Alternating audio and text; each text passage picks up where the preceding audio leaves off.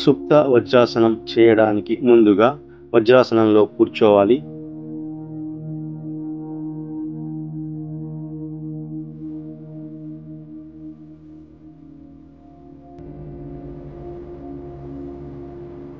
రెండు పాదాలను వెడల్పుగా జరిపి సీటు భాగాన్ని నేలకు ఆనించాలి.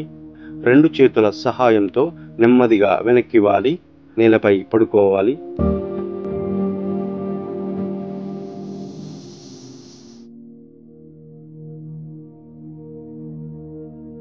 ఆసనంలో 30 సెకండ్ల నుండి 1 నిమిషం వరకు ఉండాలి.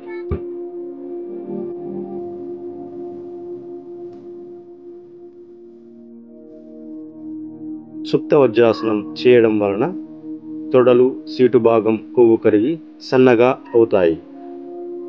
రక్త ప్రసరణ మెరుగవుతుంది.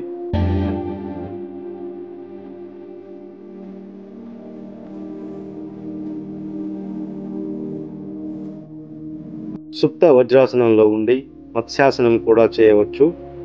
చెస్ట్ భాగాన్ని పైకి లేపి తల మాడు భాగాన్ని నేల మీదకి వంచాలి.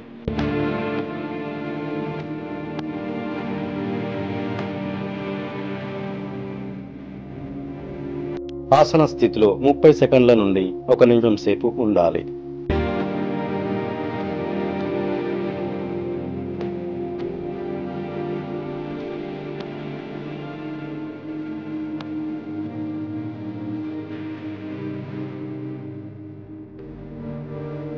మత్స్యాసనం చేయడం వలన ఛాతీ విశాలమవుతుంది. ఊపిరితిత్తుల సామర్థ్యం పెరుగుతుంది.